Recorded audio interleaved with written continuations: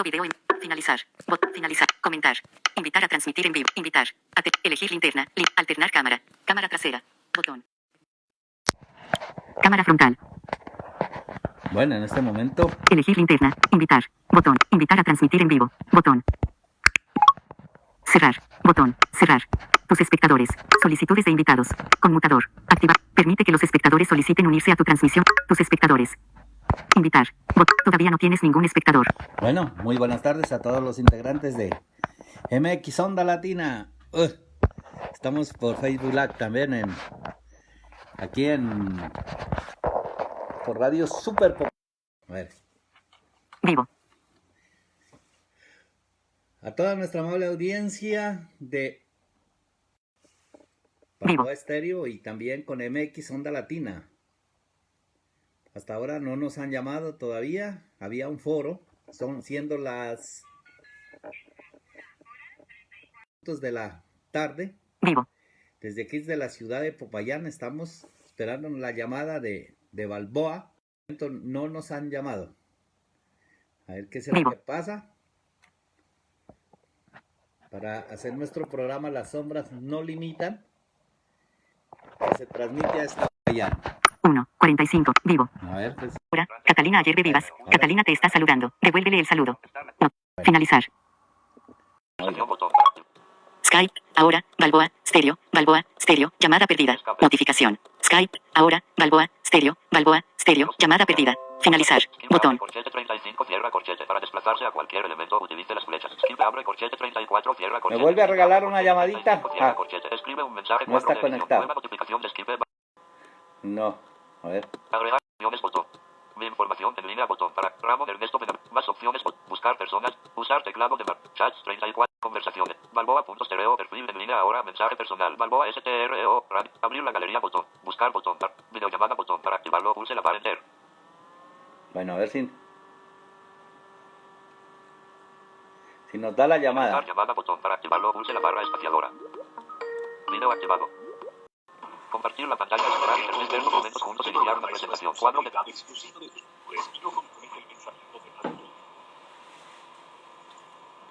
No está clara la conectividad. WhatsApp. Ahora. Pablo Rodríguez @ entre amigos. Emoji micrófono. Mensaje de voz. Señorita Mercy, no está clara la comunicación.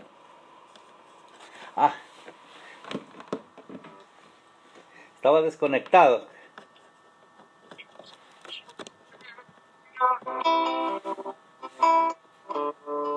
Para empezar de nuevo, para buscar que me crecen los sueños, para cantar, para reír, para volver a ser feliz, para cantar, para reír, para volver. Muy, pero muy buenas tardes a toda nuestra amable audiencia de Balboa Estéreo y Facebook Live. En este momento estamos haciendo la transmisión con la dirección general de Ramón Ernesto Benavides Portilla y la parte técnica de Mercy Cruz. A ver, para la gente que nos contempla en Facebook Live, le quiero comentar que Balboa está de aquí de Popayán, más o menos a 3 horas y media, casi 4, saliendo de aquí del terminal, se pasa el municipio de Timbío, ahí está unos 20 minutos, 15 minutos, después está Rosas, a 1 hora, municipio de Rosas, luego viene el Patía, del Patía coge la parte de la Planada y se desvía yendo de aquí de Popayán para Nariño, para Pasto. En el estrecho se desvía a la derecha, yendo de aquí para allá. Continúa una parte un poco plana, pero después se empieza a subir. Hay una cantidad de vueltas para llegar hasta Balboa. Esa es la parte. Entonces Balboa queda en una loma, donde también ha servido de mucha competencia para el parapentismo. Todo eso lo inició don Hernando Bolaños, el parapentismo, lo que es el ciclismo en todas sus categorías. Él siempre impulsó la parte deportiva, ¿no? Siempre ha impulsado la parte deportiva. Y cuando uno está metido en la cuestión deportiva, con eso lo que se trata es de formar, de educar, de construir procesos sociales para evitar que la juventud caiga en la drogadicción, caiga en la prostitución, en la delincuencia, en el pandillismo, en lo que tiene que ver con cultivos ilícitos. Bueno, es una prevención, es un estilo de formar personas para que en un futuro ellos sean los real gestores de unos procesos sociales sin caer en todas estas cosas que hemos hablado. Bueno, esa es la parte que... Entonces Balboa está a 3 horas y media, casi 4 de aquí de Popayán. Para allá hay hasta el Estrecho. Todos los vehículos que pasan para Pasto, pues hasta el Estrecho se puede ir. Pero llega a las 5 o 6 de la tarde, tiene que coger unas camionetas para irse de Popayán, del Estrecho hasta Balboa. Porque allá hay servicio de camionetas, pero creo que hasta las 5 nomás, ya los últimos. Ya más tarde ya es más difícil.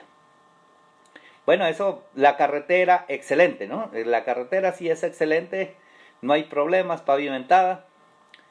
Y nosotros, aprovechando la tecnología, desde aquí, desde la ciudad de Popayán, tenemos conectado nuestro computador, nuestra consola, lo hacemos vía Skype, o a veces toca hacerla vía telefónica, nuestras comunicaciones, así que no necesitamos ir hasta Balboa. Cuando hay muchas personas, por ejemplo, nos dice, cuando usted baje de Balboa, entre para que se tome un kumis. Muchísimas gracias, porque es tan nítida la transmisión que creen que estamos allá en los estudios de Balboa Estéreo. Miren la diferencia. La señorita Mercy Cruz, ella sí está en Balboa, ella sí, porque además de hacer los controles para los programas nuestros y el noticiero, ella también tiene sus propios programas en cuanto a la parte musical, la información. Bueno, ella es la que hace de todo también allá en la emisora. Y muchas gracias por estar ahí atenta a nuestro llamado. Entonces, las comunicaciones pues necesariamente se transmiten. Lo mismo hacemos con el programa de Radio Super Popayán. De aquí a Radio Super más o menos estoy yo en la carrera primera. Radio Super queda en la carrera octava, o sea, son 8 cuadras. Y de aquí de la 11, de la 10 a la quinta son 13 cuadras. De aquí de aquí de la casa a Radio Super Popayán son 13 cuadras. Pero yo fui el primero que comencé a trabajar con la tecnología. De todos los periodistas aquí en Popayán, el que primero comenzó a trabajar virtualmente fue Ramón Ernesto Benavides Portilla, hace mucho tiempo. Pero eso fue porque don Hernando y Davison fueron los que vinieron acá, me ayudaron a organizar el computador, el manejo del Skype. No fue fácil realmente al principio, porque yo tenía otro computador, tenía un computador grande. Me tocaba conectar micrófonos por un lado, me tocaba conectar por el otro lado, colocar el radio para el retorno. Me enredaba realmente porque en primer lugar no manejaba bien el JAWS. Segundo lugar, por contestar las llamadas desconectaba otra cosa. Y a la vez tenía un micrófono de computador que y hay veces que me tocaba salir corriendo y me enredaba, me llevaba el cable, me llevaba el micrófono. Una vez hasta se me arrancó los cables y pues que yo quedaba sin conectividad. Poco a poco hemos ido avanzando en el manejo de la tecnología. Hoy pues ya es por más que a veces uno se desconecta más, es porque se cae el internet. Eso ya es un problema de las empresas de de comunicaciones, más no de nosotros. Pero miren que esto todo nos ha dado la oportunidad de ir aprendiendo cada día más. La gente dice, bueno, pero es que ustedes no son ciegos. O bueno, en el caso, dice ustedes no son ciegos. En el caso mío me dice que yo no soy ciego. Porque los temas que yo toco, a veces parece que los estuviera leyendo. Parece que estuviera leyendo. Claro, en eso no se equivocan. No se equivocan los oyentes. Porque si uno no lee, no puede coger temas. Si uno no lee previamente, no tiene el concepto claro. Si uno no lee, no sabe cómo relaciona las circunstancias que se están moviendo en torno al aspecto económico, político, cultural, social, bueno, de todas esas cosas. Por eso es que a nosotros nos toca leer bastante. Pero no es el hecho de leer ahorita, ¿sí? De leer ahorita, sino que ya venimos con un hábito, y yo no puedo negar, yo dejé de leer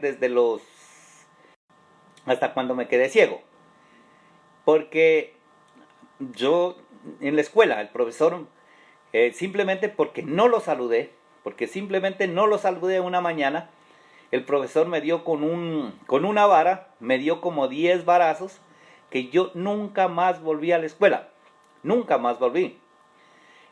Hasta una vez que me encontraron en la calle, y en ese tiempo habían bachilleres allá en mi pueblo, y mandaron a un bachiller a traerme, y yo me metí en una zapatería, y de allí me sacaron y me llevaron a la escuela, y me pusieron a hacer sentadillas, a caminar sobre las puntas de los pies, así agachado y con las manos sobre la cabeza. No.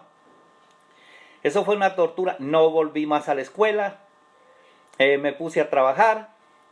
Trabajé en muchas cosas. Trabajé sembrando papa, deshierbando, haciendo las melgas, como dicen, para poder sembrar la papa, funigando. Yo era de los que cargaba la bomba de funigar la maleza. Entonces, primero llenábamos un tanque grande, de esos tambores de agua, le echábamos un kilo de manzate, le echábamos un frasco de paratión y otro crecimiento, no sé qué era, le echábamos allí, se mezclaba eso, se llenaba en las bombas de funigar y uno iba y lo cargaba y a funigar. Entonces, eso también lo tuve que hacer yo. Ir a cosechar papa. Después teníamos que ir a cortar cebada también con la hoz. Después había una máquina para trillar la cebada. Nosotros también aprendíamos a trillar, echar la cebada, cortar. Con la hoz íbamos y cortábamos, hacíamos unos montones y después la íbamos echando sobre la máquina. Por un lado salía el tamo, que le llamábamos, y por el otro salía el grano de la cebada. Después, ¿qué se tuvo que hacer también? Vender periódicos. En Ipiales yo vendía periódicos, sacaba 30 periódicos del Tiempo. Calle arriba, calle abajo, pues ahí aprendí yo a vender periódicos, aprendí a vender revistas. Después me tocó regresarme, aprendí a hacer albañilería, por ejemplo, andenes, y hacíamos las bóvedas para enterrar muertos en el cementerio. También hacíamos eso. Después yo me fui al Ecuador a trabajar, todavía que tenía unos 10, 11, 12 años. Nos tocaba ir a trabajar allá haciendo alcantarillas, allí tocaba hacer amarras, pero también nos mandaban en tareas que nos daban a picar la tierra, sacar tierra, hacer huecos. Claro, eso para los que ya están acostumbrados era bueno, pero para mí no, porque yo todavía, además de ser sardino, pues no era tan bueno para picar tierra, y eso era duro. Entonces ellos, los que me conocieron allí, me pusieron más bien a que yo ayude a administrar. A los 12 años yo ya ayudaba a administrar los trabajos. Entonces me dijeron que por qué no hacía más bien ni coordinaba lo de las alcantarillas. Como yo ya sabía hacer lo de los andenes, lo de las bóvedas y todas esas cosas, manejaba las mezclas, me mandaron a coordinar para hacer alcantarillas. Y entonces, ya, ahí sí ya me quedó fácil, Un día el capataz de allá me dice, venga, véndame 4 bultos de cemento, véndame 6 listones. Yo le digo, no, pero yo no le puedo vender lo que no es mío. Si usted es el que manda, pues lleve. Si quiere, yo le mando con los trabajadores que le vayan a dejar donde usted quiera. Y fue así. Él me dijo que le lleve unos bultos de cemento, que le lleve unos listones y todas esas cosas. Pero bajo ningún aspecto, pues uno cómo va a vender lo que no es de uno. Y luego él nos trajo unos cepillos, nos trajo unas cremas, nos trajo una bolsa de pan. Y bueno, y eso me cogieron más confianza a mí, porque ya me dejaron las llaves de las bodegas. Yo era el único que podía sacar la alimentación para que la muchacha del servicio al otro día cocinara y todo. Y cuando los patrones se iban para Quito o para Ibarra, de allá ya me traían pan, bocadillos y todas esas cosas. Yo me gané la confianza de esas personas. Después trabajé lavando carros, me tocaba lavar carros y después aprendí a los 13 años, ya empecé a cargar bultos de papa de 60 kilos. De 60 kilos, imagínense, entonces como yo no tenía todavía la fuerza suficiente, cogía un bulto de papas, le iba dando vueltas hasta subirlo sobre otro costal de papas y de ahí lo subía a otro para que me quede en la parte alta y luego sí me lo cargaba. Las piernas me temblaban, pero poco a poco fui aprendiendo, hasta que por fin después aprendí a coger el bulto de papas desde el suelo, desde el piso, lo impulsaba con la rodilla de mi mano y me lo echaba al hombro. Y después aprendí a subir por las compuertas de los camiones, porque tocaba subir todo eso. Y después, bueno, y ahí ya 14, 15, 16 años ya fue fácil, porque yo ya aprendí a cargar los bultos de 120. Y después ya inclusive yo me cargaba 2 bultos de abono, que eran 100 kilos. ¿Sí? Yo cargaba 2 bultos de abono.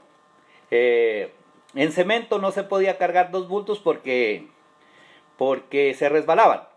Pero sí aprendí a cargar azufre, los bultos de papa de 60 kilos, arroz, que eran 5 arrobas, y no tenía ningún problema. Después ya comencé a aprender a manejar camión, ¿sí? Bueno, primero comencé manejando en un Land Rover, y después en un Internacional, no, miento, es un Mercedes de 12 toneladas, un amigo Juan Pozo nos enseñaba. Después ya nos enseñó a manejar el camión, el Internacional 1700, y después ya aprendí a manejar también el Habano, que le decíamos. Y entonces uno al principio, cuando está aprendiendo a manejar carro, uno se siente como emocionado, uno se coloca con el brazo afuera de la puerta y manejando con una sola mano, y es chévere, porque cuando uno aprende a acelerar, a meter cambio, y uno en un pueblo, para que lo vean manejar, pues uno se las pica, ¿no? De que me vean que yo ya sé manejar. Pero cuando al principio es emocionante aprender a manejar, pero cuando uno ya es por trabajo, ya todos los domingos teníamos que salir del pueblo a trabajar. Uno tenía que salir de allá, imagínense, salíamos después de almuerzo a las 12, ya nos estábamos viniendo para Cali. Llegábamos de Chile, se sale a Cumbal, Huachucal, después salíamos a Aldana, Ipiales, uno llega al Pedregal, Pasto, y por allí nos veníamos por la carretera antigua, todavía era, a coger eso de Alto Moreno. Después bajábamos a Juanambú, por Juanambú a la Unión Nariño, veníamos a dormir a Martínez. Y de ahí más o menos las 2 de la mañana. De las 2 de la mañana salíamos a las 3, 4 de la mañana para llegar a Cali a las 7 de la noche. Esa era nuestra rutina. De allá uno llegaba, descargaba en Santa Elena. Miren, en Santa Elena, por ejemplo, cuando nosotros llegábamos a dormir a La Bomba, A las 11 uno llegaba a la bomba, la 25 con primera en Cali. Y después de esto, ¿qué hacíamos? A las 3 de la mañana teníamos que ya prepararnos. Yo me sabía subir con el machete a la carga, pero hacia la parte de atrás. Porque entrar a Santa Elena era un peligro. En Santa Elena, en la galería de Cali, porque se le subían los ladrones y le bajaban los bultos de papa. Entonces uno iba con el machete allí listo. Si alguien se subía, pues ahí uno tenía que bajarlo. Pero bueno, por fortuna nunca pasó eso. Lo que sí no se podía era casi frenar. Llegaba uno, cogía esas curvas allá en las calles de Cali, allí para llegar sobre todo a Santa Elena. Uno cogía bien abierto el impulso y daba la vuelta rápido, acelerando. O sea que uno soltaba el freno solamente para dar la curva, pero volvía y aceleraba. Cuando ya uno estaba en la galería ya se sentía seguro. ¿Por qué? Porque allí ya teníamos los amigos, especialmente uno que le llamaban el Cartago. El tipo era un negro, todo alto, que esperaba ya los camiones. Era ya el cotero de nosotros, el bultero de nosotros. Entonces, pero él era el jefe de la banda de ladrones. Él era el jefe de la banda de ladrones allá en la galería de Santa Elena, o en la plaza de mercado. Entonces, él, por ejemplo, de cada bulto de papa que iban bajando, porque había uno que desarrumaba y el otro cargaba. Entonces, WhatsApp. Ahora, emoji cara con amplia sonrisa y ojos normales. @Mosovic Colombia. Se busca una abogada junior en Colombia para trabajar temas afro LGB grande TI. Aquí pueden ver toda la información al respecto. https://raciandequality.org, /WP Content, /Uploads, /2019, /10, /convocatoria laboral, PDF. Un bulto de papas que él llenaba. Y entonces, él cuidaba a los que ya éramos clientes, nos cuidaban. Nos cuidaba que no nos roben ni nada. Pero pues ahí ya no había nada que hacer. Sí, entonces miren que nosotros éramos amigos de los que jalonaban las cositas. Pero bueno, como ya éramos conocidos, a nosotros nunca nos robaron. Eso, y en uno de esos viajes fue que tuvimos que trasnochar también y apenas sí habían abierto Cabaza en Cali. Y salimos a las 6 de la mañana sin descansar, llegamos a las 3 de la mañana a Cali.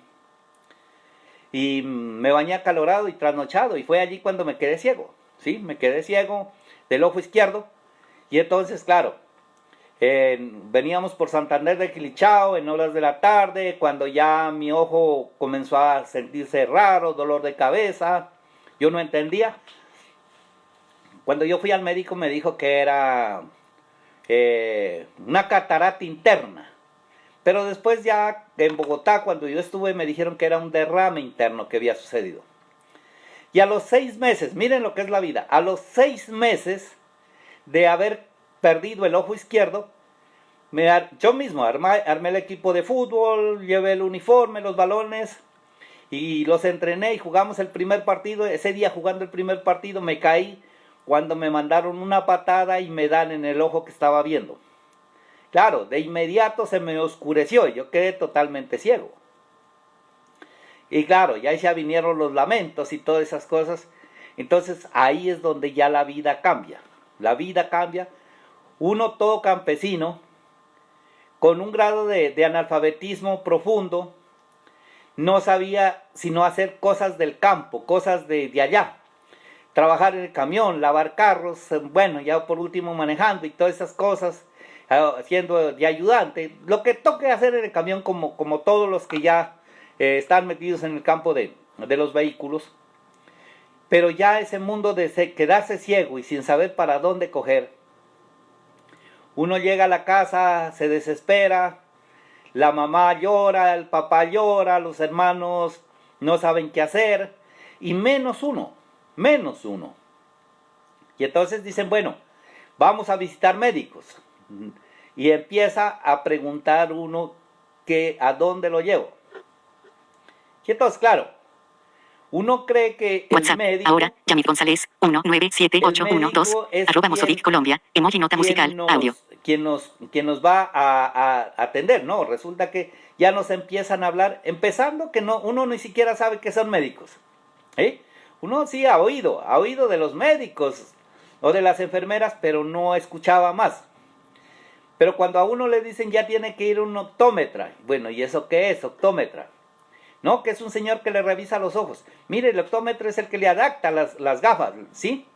Sí, le hace la revisión, sí, pero no es el que le va a hacer la operación o el que le va a curar la enfermedad de los ojos. Y entonces después le dicen, no, es que tiene que ser un oftalmólogo. No, ¿y eso qué es? ¿Qué es WhatsApp. oftalmólogo? Ahora, Javier Araque @ Mesa Nacional PCD. Emoji Esa símbolo de es eslabón de otra cadena. cosa. Primer foro en marketing política Es otra cosa https. que uno Diagonal no diagonal entiende. docsgoogle.com. Entonces, Diagonal forums tiene diagonal que de diagonal empezar 1 DCF de grande 99 IQJ 6-JQ2 N1 KSPWQCH primera 0 YT 991 9 DKNX HP6Z diagonal view form. Edición bajo requester es igual a true. y todo eso empieza uno como a entender otras cosas y se mueve en ese mundo. No, que después sí hay que ir que hay que ir a Cali. Y entonces uno comienza a entender y entonces lo suben en unos aparatos, a uno que le abren los ojos, le cortan las pestañas, que hay que operar, que esto... Bueno, y empieza todo ese trayectorio y uno novato. O sea, uno se entrega a lo que le toque. Uno se entrega a lo que le toque. No es que uno sepa, uno sí... ¿sí?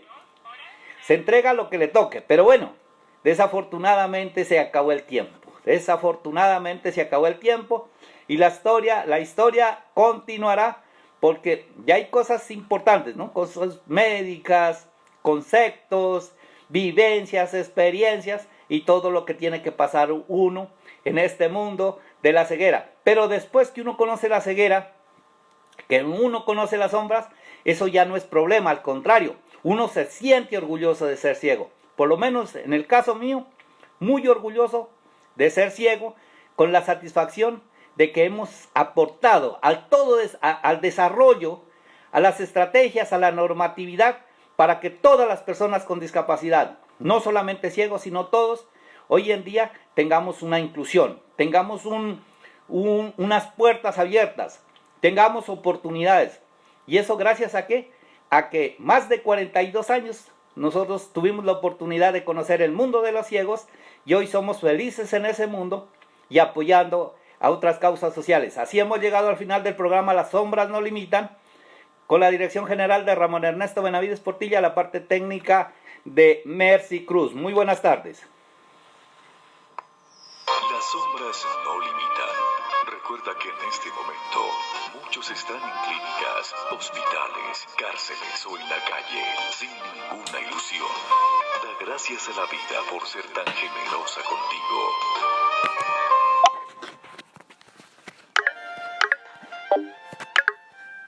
Voz desactivada.